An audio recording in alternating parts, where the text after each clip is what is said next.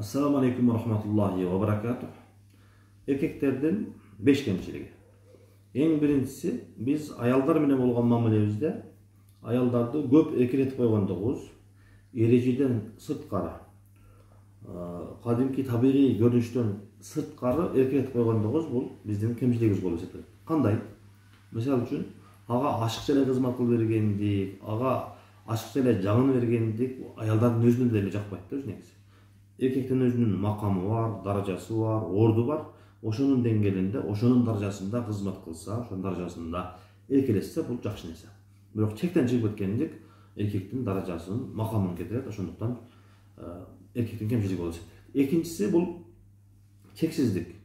Биз аялды алгандан кийин, үйлөнгөндөн кийин биздин үйүбүз, үй бүлөбүз бир тартиптин негизинде кетиш үчүн эрежелер болуш керек сөзсүз түрдө. Кандай бир чектөөлөр кийимде, жүрүм турумда, адамдар менен болгон мамиледе, жашоодо аялыңа эскертип турасың, бул жакшы, бул дос, бул душман.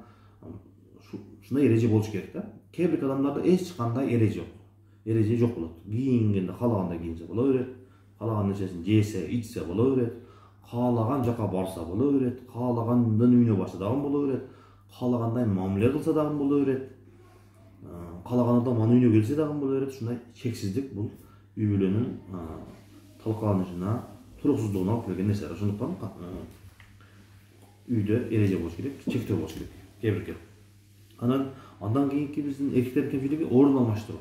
Бизде ата энебиздин орду бар, бир туугандын орду бар, эженин орду бар, достун орду бар, өзүбүздүн ишеничтин, ушундай адамдын жашоосундагы адамдар менен болгон мамиледе Кудайдын ар бир нерсенин өзүнүн орду бар. Кээ бирки эркектер биз ошолордун бардыгынан же көпчүлүгүнөн аялыбызды жогору коюп, ушундай кемчиликке барып коебуз. Ата энесинен дагы, бир туугандан дагы, эжесинен дагы, өзүнүн ишеничинен дагы ордуну, аялдын ордун бийик коюп, бардык нерсени ошол аял үчүн курбанчылык чыгап койгон жерлерибиз бар. Бул биздин кемчилик болот. Ошон үчүн муну оңошуш керек. Андан кийинкиси биз тарбия багытында караганда аялдарга бардык жоопкерчиликти жүктөп коебуз. Биз эртең менен кечке иштеп жүрөбүз, башка мамлекетте иштеп жүрөбүз, акчаны таап келсек эле болду деп ойлоп калабыз да. Же болбосо ойлобосок дагы, аракет кылсак дагы анчалык көп көңүл бурбай коебуз.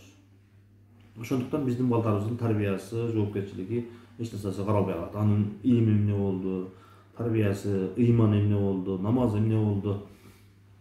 Алыста болсок дагы телефондон бүгүнкү күндө аял менен сүйлөшүп, баба өзү менен сүйлөшүп, анын намазын, ыйманын тарбиялаганга жардам берип турушубуз керек. Андан кийинкиси биз максат койгондо кээде эркектер туура эмес максат коебуз. Ушул жерден адашып калабыз.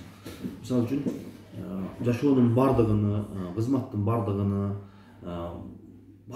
ушул аялды канткенде ыраазы кылам, аялды канткенде бактылуу кылам, аялды канткенде сүйүндүрөм, кубандырам, аялды канткенде көңүлүн ачам, канткенде кабагын ачам.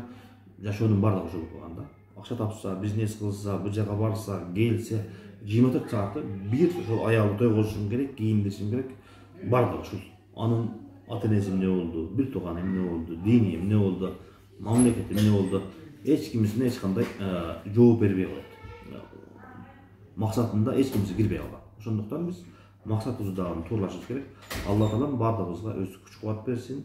Жашообузда бактылуу жашаганга, ийгиликтүү, рахаттуу жашаганга Алла таалам жардам берсин дейбиз. Assalamu alaikum wa rahmatullahi wa barakatuh.